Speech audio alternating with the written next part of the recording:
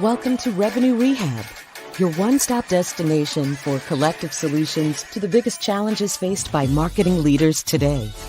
Now head on over to the couch, make yourself comfortable, and get ready to change the way you approach revenue.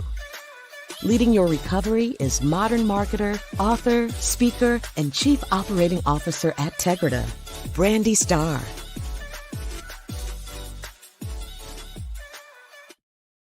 Hello, and welcome to another episode of Revenue Rehab.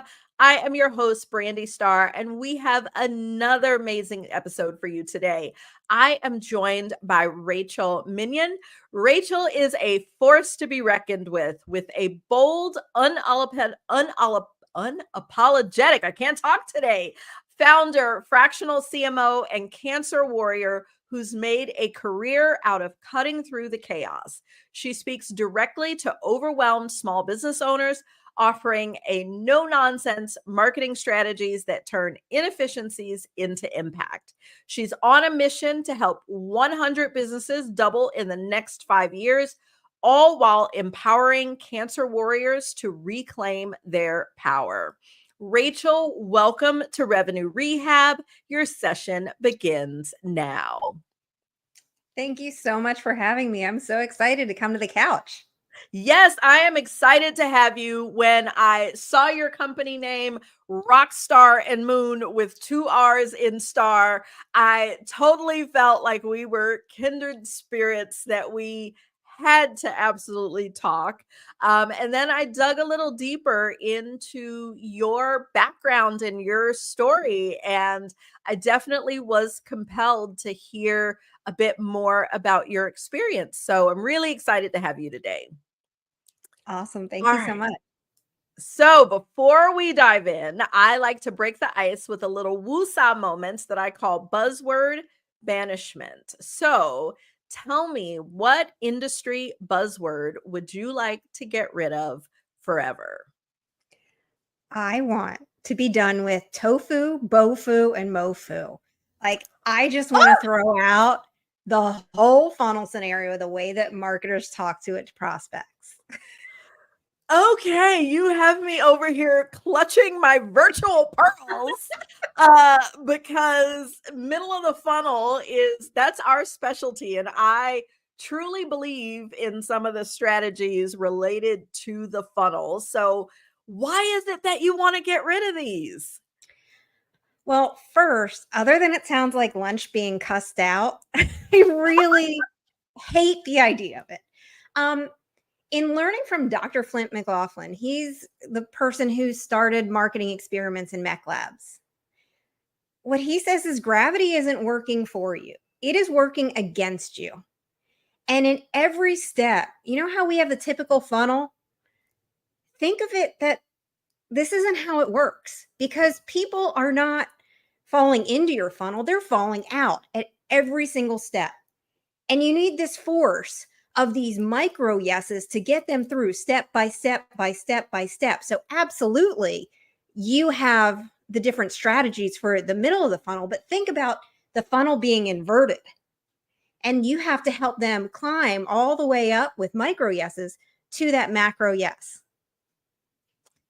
Okay, I can take that. I definitely have debated the graphic, like, and to me it's less about the graphic. You've got the funnel, you've got the infinity loop, you've got the bow tie. There's all different frameworks in terms of, how you visualize it. And I definitely agree the visual is less important. And I can see flipping it in, because it is, I do agree, it is getting them to continue moving in the direction of making that commitment. So climbing as opposed to falling, I was gonna say I can live with that. But whatever shape it is, the middle's still the middle. The middle can still be the middle with full of the micro yeses and micro commitments. And like, in theory, if we think about what our job is as marketers, it's bringing the power of that force, right? Yeah, Oh I know we God. talk a lot about micro conversions, and so that is micro yeses is another way to articulate that. And it's so funny that you talk about lunch being cussed out. That is the thing I love about tofu, mofu, and bofu is kind of like pho restaurants, how they all like play on the name.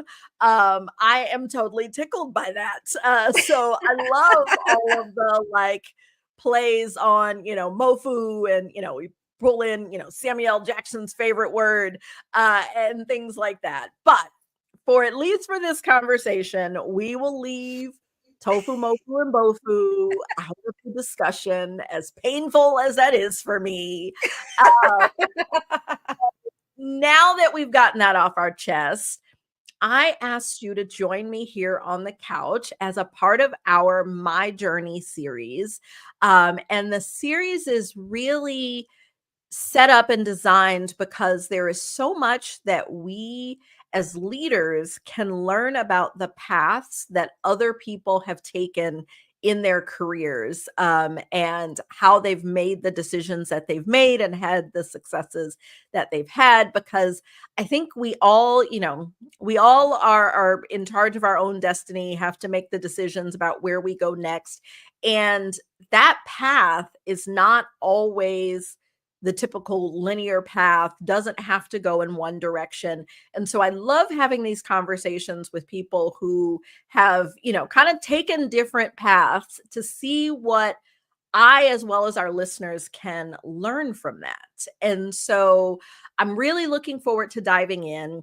But before we do, I believe in setting intentions. It gives us focus, it gives us purpose, and most important, it lets our audience know what to expect. And so, what would you like people to take away from hearing about your story?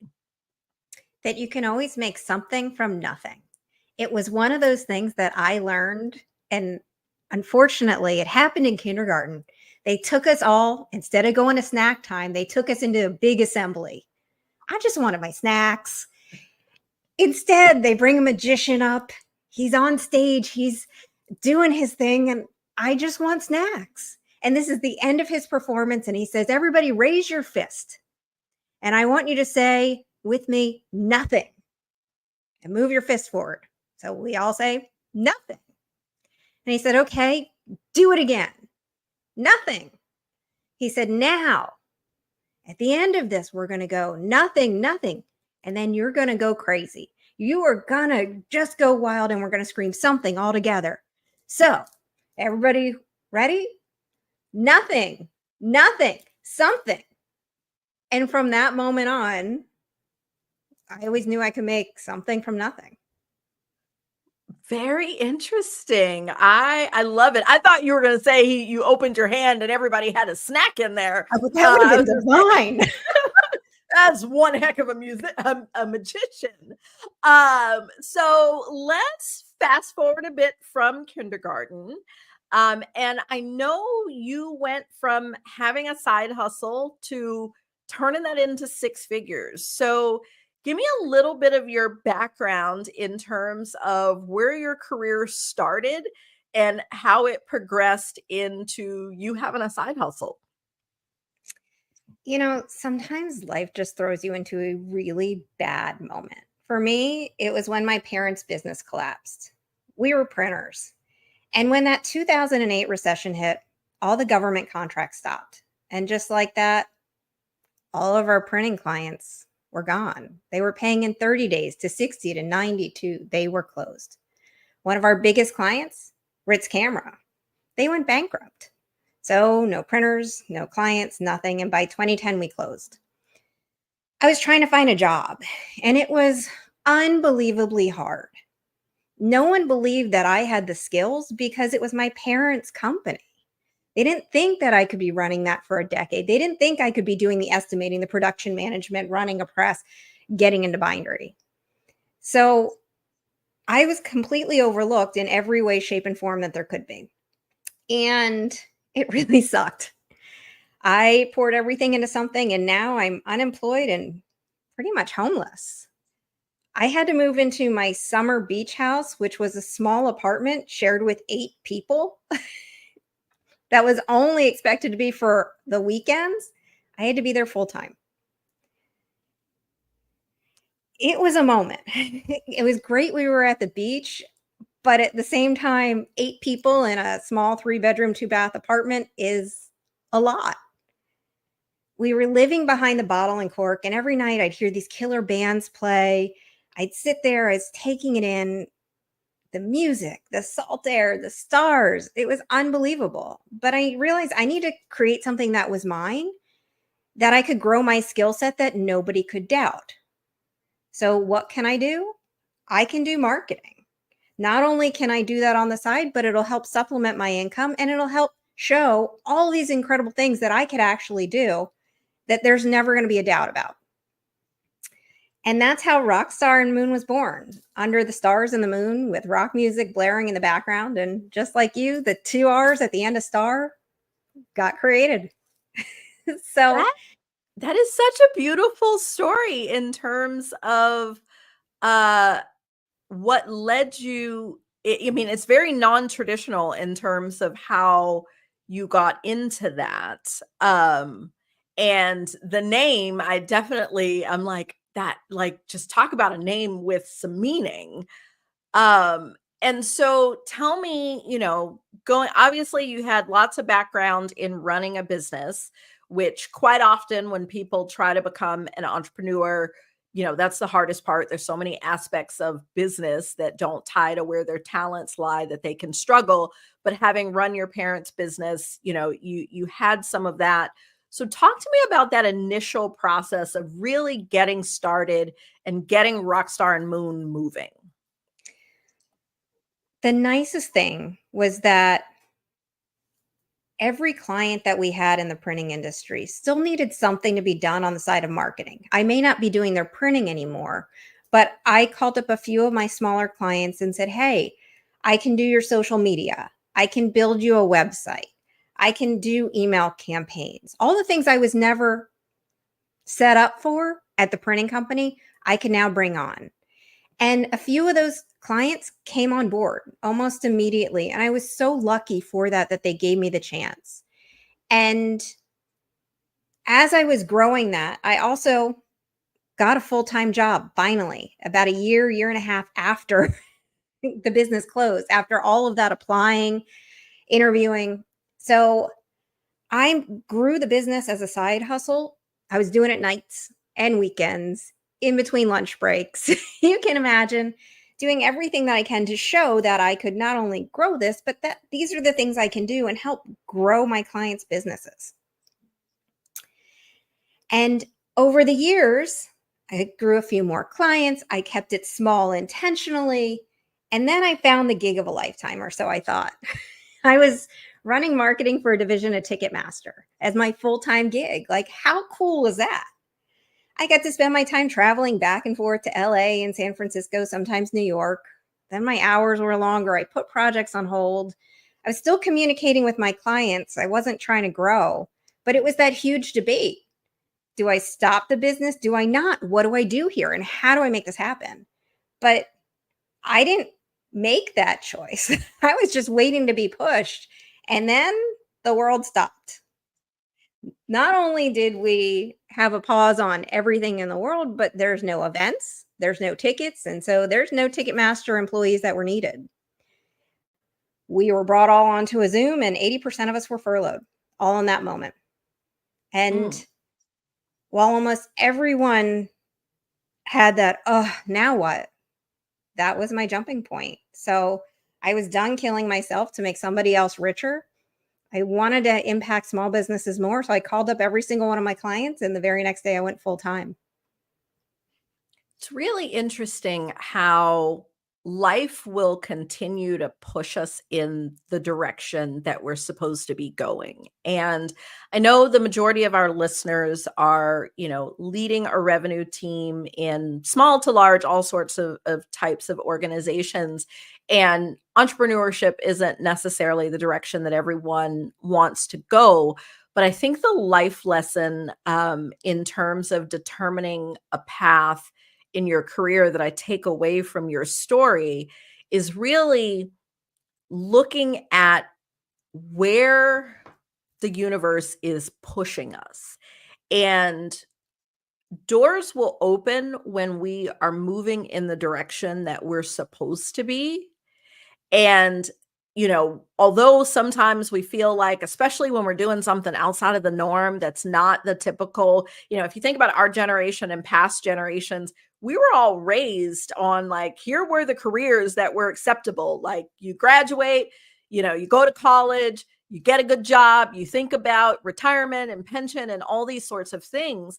And if anything that you desire to do doesn't fall within that path, there's this natural inkling of, I can have my passion project, but I gotta do this other thing.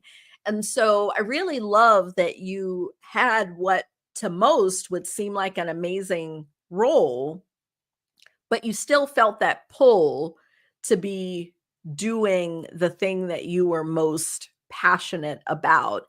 And how, I mean, I hate that 80% of, those were furloughed, and, I'm sure it had some negative impact for a lot of those people, but that push of life for you to put you in the right position to continue to do what you're passionate about.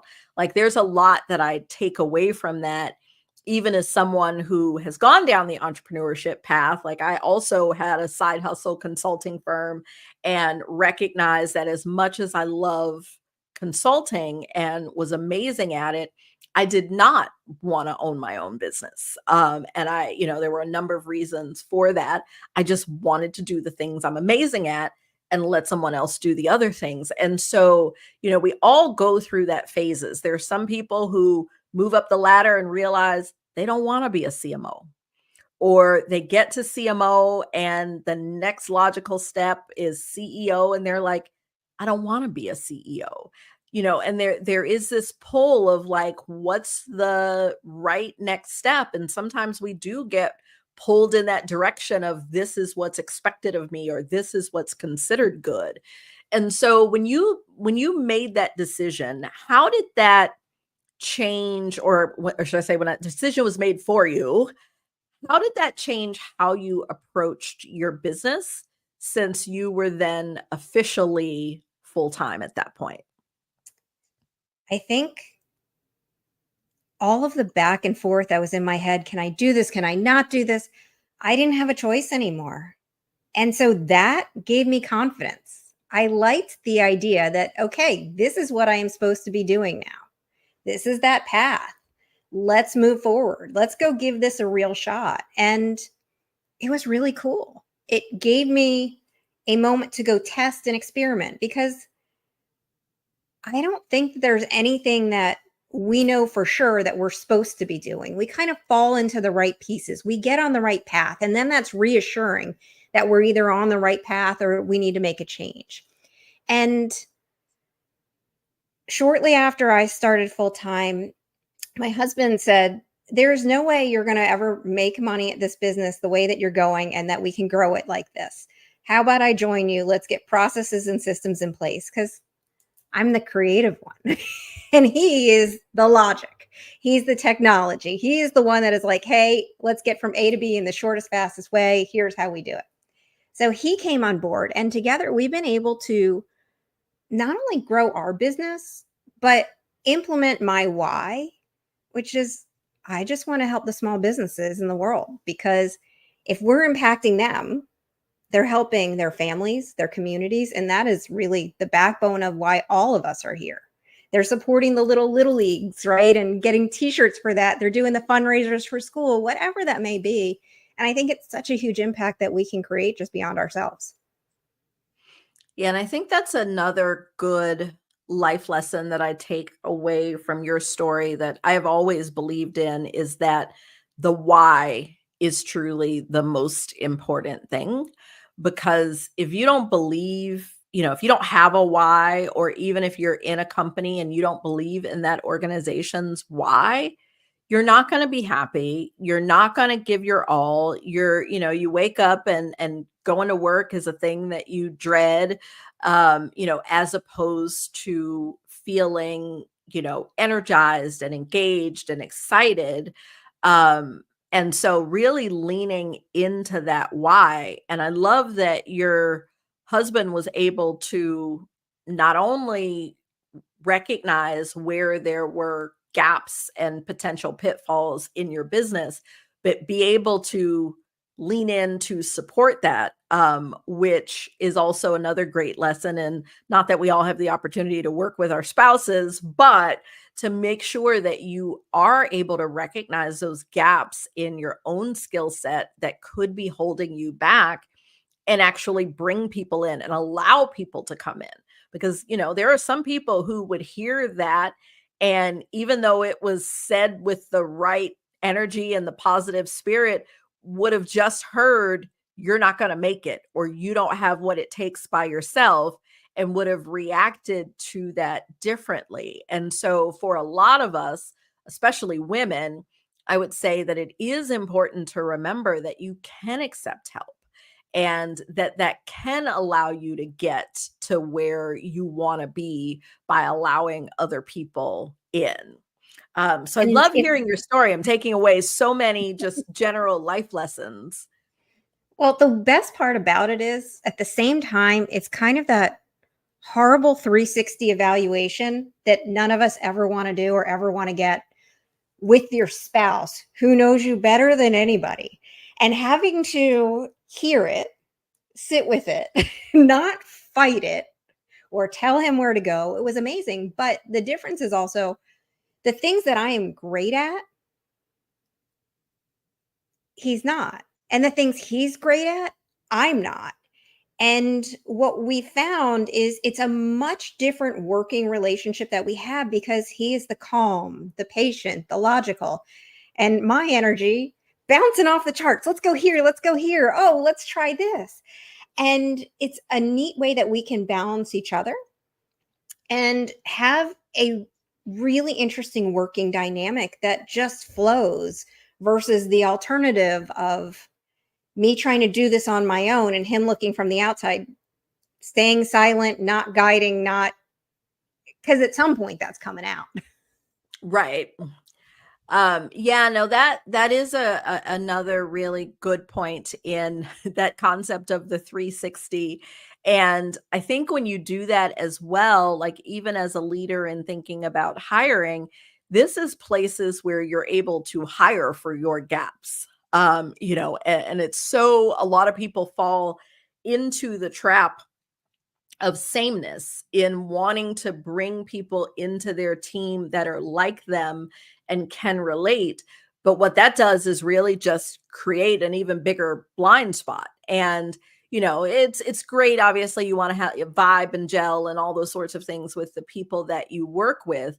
But you also want those people, as you said, where the dynamic is you and your husband, where they are great at what you are not. And so that allows you as a leader to really be amazing in the space where you're amazing and allow others to do the same, which in turn then fills those gaps in the organization. And I can remember early in my career, the very first time I had to hire someone, my manager telling me to really think about where I struggle and look for those as strengths in the right candidate, in addition to somebody who can do the role, has experience, and I remember it was like, the best leaders hire people they can learn from. And I think, in this case, you found it right at home, which I'm sure your hiring process was a whole lot easier. Uh, I wanted to see some references, and he wasn't pleasant about that. But yeah, like that is a really key point that I think all of us can be reminded of, is we do have to have people around us who are good at the things that we are not. I And think so the kind of, coolest part, if we think about it, hiring for what you're bad at is probably one of the hardest things in the world to do because you know what you're not great at, but then how do you judge if somebody's great at it from just interviews? Because we don't necessarily want to do projects. We don't want to without paying and those types of things. And it's interesting where you can find in the talent pool those that are so great at all those things that we know that we're terrible at. Yeah, it is. It's definitely hard. And it is one of those things that I do believe is possible, but it does take a bit of effort to, really be able to find those people and to trust that they're going to be good in the gap where you're not. And so, my last question that I have for you is really around lessons learned. And I will frame this less about the business lessons because I know, not everyone wants to go down the entrepreneurial path, but thinking about yourself as a leader. And I know you've done fractional CMO work, so you've, been a leader in all types of organizations. What is the biggest, or what are the biggest lessons learned that you've had as a leader through your journey? I think the answer is start before you're ready. Everybody looks to be confident. Everybody you look at, they look like the most confident people in the world. And they're people just like you and me, and they're doing it. And if we're starting before we're ready, whether it's starting a business or putting out copy for something or testing a campaign, there's always time to adjust and change with whatever that data comes back and shows us. But if we're going to keep it inside and try to make everything perfect, there is no such thing. And it'll never happen. I love that. Start before you're ready. Yeah, and it kind of goes to the done is better than perfect. Like, I think it's something that people struggle with is, just being able to, hit the go button and just like get started even when you don't feel confident. So Rachel, I absolutely love that. Talking about our challenges is just the first step, and nothing changes if nothing changes. And so in traditional therapy, the therapist gives the client some homework. But here at Revenue Rehab, we like to flip that on its head and ask you to give us some homework. And so for those that are listening and feel like your story has resonated with them, what's your one thing? What would be the one thing you would say they should do coming out of listening to this episode? I'd love if we could form a habit. And the habit would be waking up every morning, asking yourself, how can I make an impact today? It's just that simple. It reframes how you take on the entire day. It reframes how you approach most conversations. It's just, how can I make an impact? It can be in your personal life. It can be in business. It can be in any of those things. And I think that if we're all trying to make an impact, we start off on a better foot. I'm a Post-it note person. I'm totally going to put that on a Post-it note on my mirror. How can I make an impact today? I was going to say, well, I think that is a great way to end. I have so enjoyed our discussion, but that's our time for today. But before we go, tell our audience, how can they connect with you? And definitely do the shameless plug for Rockstar and Moon. Well, thank you. So you can connect with me at rachelminion.com, or rockstarandmoon.com is the marketing agency. We are the premier B2B small business marketing agency that can act as a bolt-on marketing team, act as a fractional CMO, and grow your business. Awesome. Well, we will make sure to link to your LinkedIn as well as Rockstar and Moon. So wherever you are watching or listening to this podcast, check the show notes so that you can connect with Rachel. Rachel, again, thanks so much for joining me today. Thank you. Thanks, everyone. I hope you have enjoyed my conversation with Rachel. I can't believe we're at the end. Until next time. You've been listening to Revenue Rehab with your host, Brandi Starr. Your session is now over, but the learning has just begun. Join our mailing list and catch up on all our shows at revenuerehab.live. We're also on Twitter and Instagram at Revenue Rehab. This concludes this week's session. We'll see you next week.